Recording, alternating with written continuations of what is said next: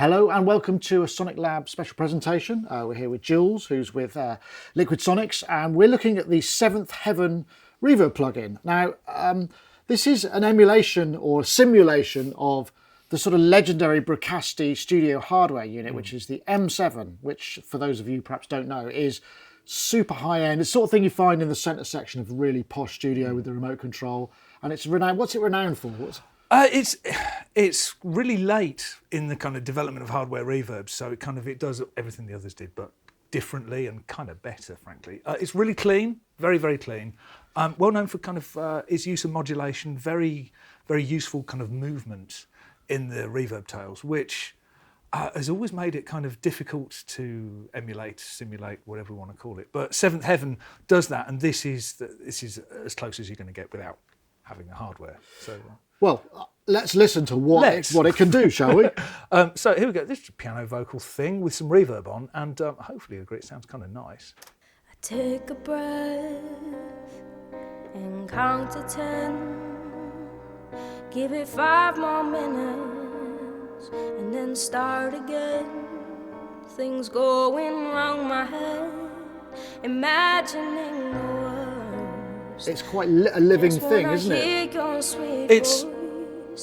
There is an awful lot of reverb on there, it has to be said. But, it's for the purposes of demonstration. Big Bondy ballad, there's kind of room in there for it. But yeah, the thing about it is, it's not kind of like a stuck-on reverb effect. It kind of really gets in there and kind of, I'm reluctant to use the word glue, but kind of brings things together in a really musical way. So if you crank the decay time right up, I mean, how far can it go? I mean, coming as a freeze reverb type of musician, absolutely, yeah. I'm just curious to hear the tail on this. Why don't we? I take a breath.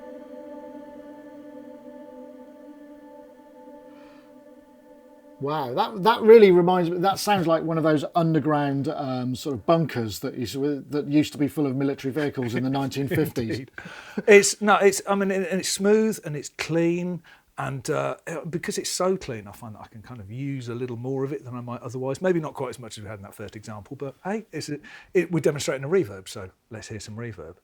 So the technology behind this, I mean.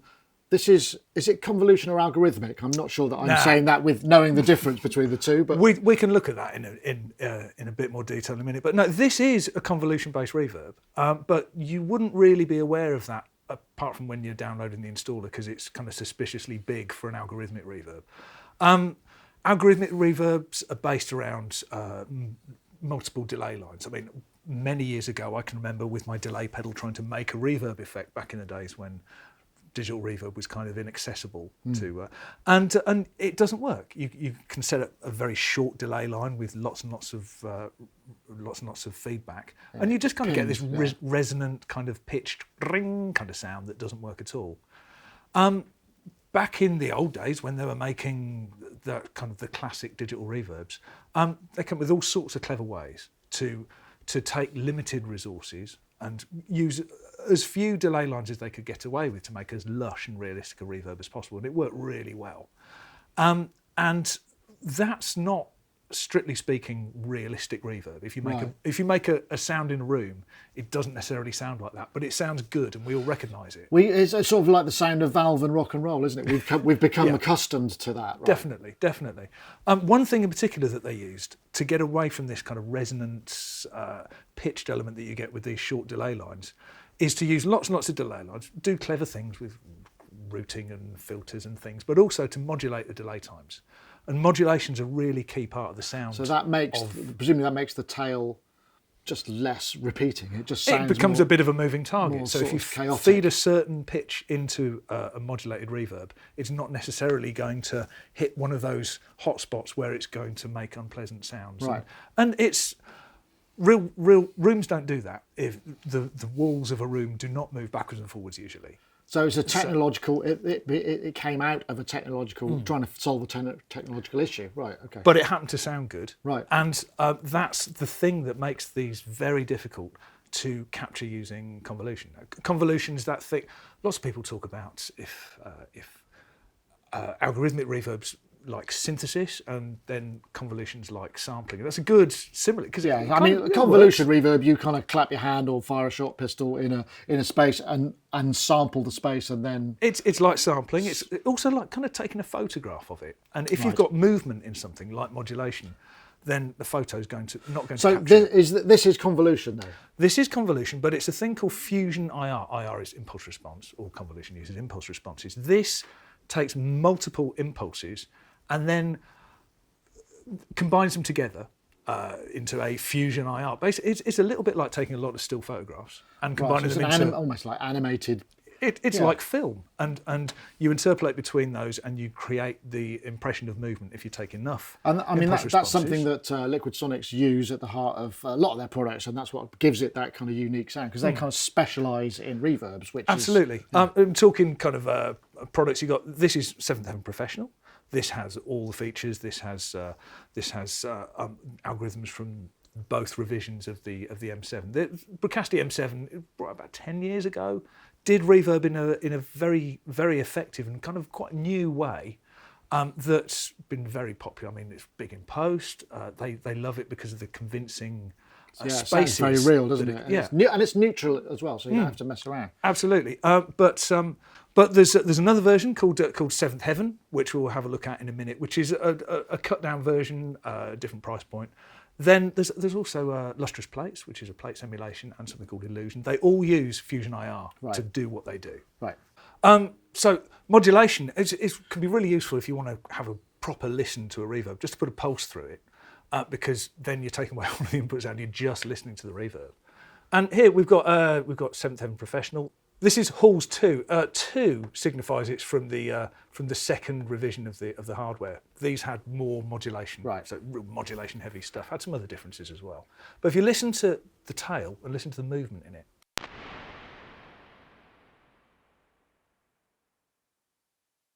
Smooth. it is smooth.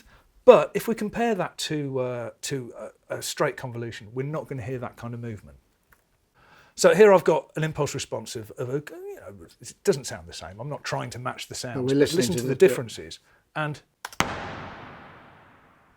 Okay, it's less dynamic, isn't it? It's a flatter sounding sort of inert. it's got good things about it. I mean, Yeah, it gives sounds you fine. all the cues for kind of the kind of space it's made in. But the walls of rooms, like I say, don't move around, and we've got no modulation on there. And it's kind of it's a nice effect that's always going to be missing. And if that were a convolution capture of something that had movement in it, had modulation, like if you tried to capture an M7, you wouldn't get any of that information. Right. You'd have this kind of blurry version, like taking a long exposure photo of something Right. that's moving. Okay. So so have you got an algorithmic reverb we can compare that to? This isn't fair at all, but just to hear the difference that it makes if you listen to an algorithmic reverb that's maybe Just basic. It's not kind of particularly fast. let's use kind language. This is deverb, but this is you listening to that, you can really hear those little short It's delays way less and- dense, and you get that sort of fluttery sort of. You can hear the delays effectively, which is what goes up to make it. We won't spend too long looking at that, but coming back again to Seventh Heaven and just how smooth it is with all of that modulation. in Yeah, there. it's the very ends of the tails that really kind of add that extra realism as well. But talking about modulation, there's good modulation and bad modulation. But the whole idea is to try to kind of break up that static and potentially ringy tail.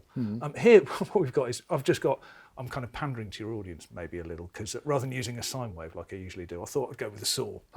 Good man. More harmonics. So There we go. Little sawtooth wave there with nothing on it. But if I bring in a little bit of this, here we go with some good modulation. This is the Seventh Heaven.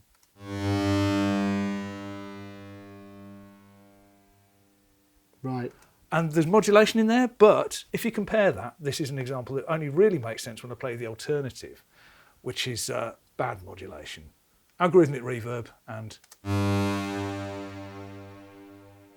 It was sort of It's bending. The delay time's being modulated, which is causing a pitch Well, that's, change. I mean, but isn't that, that's like shimmer, that's these massive dense reverbs that tend to get used on single source electronic sources, I'm guilty, Your Honour. And on some things it would be fine. I mean, that particular reverb, you use it on drums all day, it'd be fine as a reverb effect. But if you were to use it on, say, a piano, then that wouldn't maybe... It would be a bit wonky. Be quite so nice. Right, yeah, I see what you mean. It's interesting just to kind of concentrate on modulation and why it's there, but also why it's not necessarily a good thing. It's got to be done right, and it's really done right in this and captured in a way that otherwise wouldn't necessarily be possible. Right. Okay, so I mean another example here. I've got a drum kit, and good percussive sources are always good for this kind of thing. And it sounds like this. Some time being played on some drums. Now, this is a good time to talk about kind of like the structure of the reverb and the different reverb engines. The Bricasti, relatively new contemporary piece of hardware. It was only brought out 10 years ago. So because of that, they had a lot of power to play with. They could really throw DSP at making it sound as good as possible. It uses 3 separate reverb engines. There's one for the early reflections. And you've got down here control over the early reflections. The higher the number gets, the more complex and dense they get. So you're sort of mirroring the same kind of structure. Really important aspects of reverb, the early reflections. And they've got a whole engine dedicated just to the early reflections. The late, the tail, really neutral, doesn't colour in the same way as a lot of other reverbs do. Right. And then you've got another one, which is the very low frequency reverb engine. That's a really important part of the sound of a reverb, is what goes on below about 200 hertz. And this engine just looks after that. It's quite a significant effect. You've got control over the level of it in Seventh Heaven and Seventh Heaven Professional, but the time doesn't track linearly with the other time controls in there. So what tends to happen is it's longer at short settings, but as you increase the length of the reverb, it dies away quicker, so it doesn't swamp long reverbs and low frequency information. Can we hear the drums through this? Well, this is a nice. I mean, I'm going to crank it right up and listen to what happens at the bottom end of these drums. It's just a short room sound. Yeah. But if I bring this low frequency up, oh right. Maybe a little too much there. But that illustrates that portion. Right, okay. So that's really that's really opening the bass drum out. It really is. But what it's doing is not quite the same as EQ. It's dealing with the length of the bottom end as well, independently of the rest of it, which is at more moderate settings. Let's say about -3 or so. You'll find that it just it puts a little bit of space around it, and also adds some real weight and depth at the bottom in a really useful way. Here it is, dry.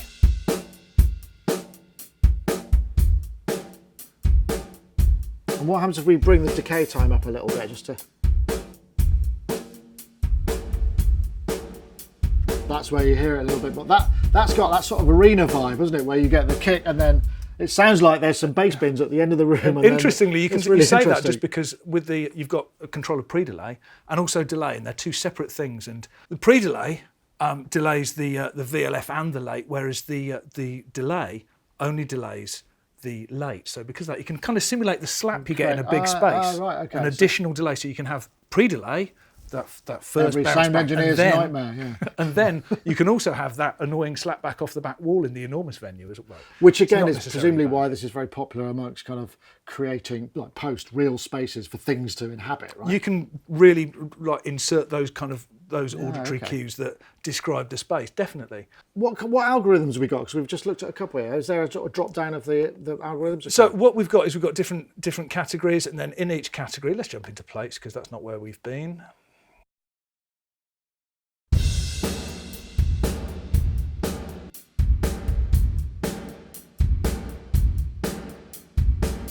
So we've got a separate frequency control as well, additional kind of controls. Absolutely. I mean, it's this multiplier system where you can control the rate at which and the frequency at which the different aspects of the tail decay.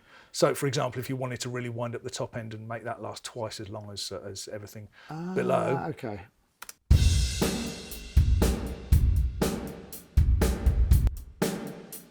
And you hear a real coming out of the top there. Oh, that's interesting. Okay, so that's it sort of changes the acoustic character of the space, but it still sounds real. And of course, that's separate from the EQ, which is available as well. So you can either change stuff within the tail and the rates of decay of different aspects, but also you've got an equaliser post EQ that you can get in and detailed with if that's what you need to do.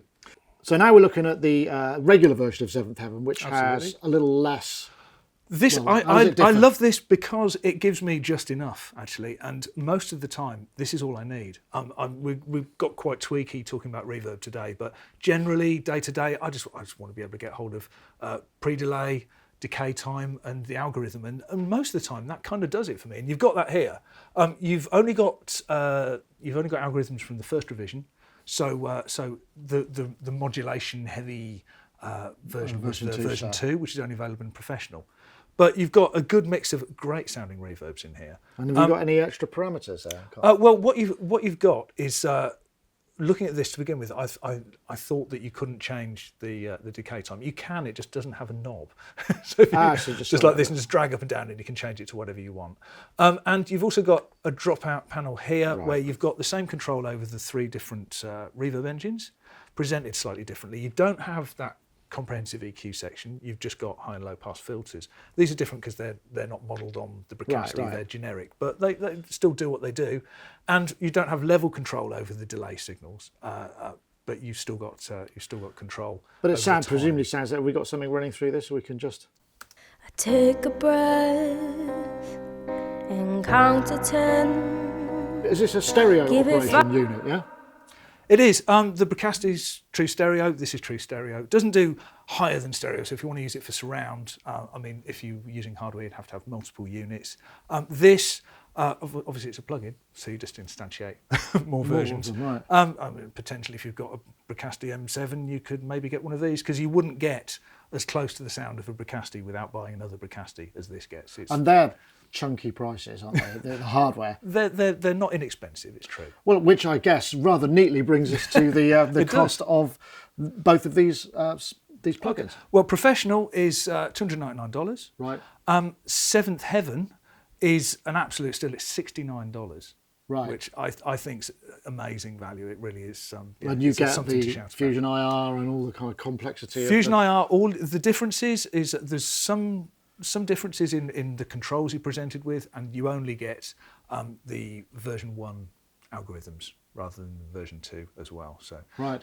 But yeah, absolutely. And in terms of what you get in the UI, 90% of the time, I'm perfectly happy with what's presented in Seventh Heaven. I think it's a steal. Great. Oh, thank you very much, Jules. Of course, if you want to check out the stuff, you go to liquidsonics.com, and they've got they specialise in the reverb kind of sound. They've got a bunch of other plugins there as well. Lots of audio examples, so you can really kind of listen in detail.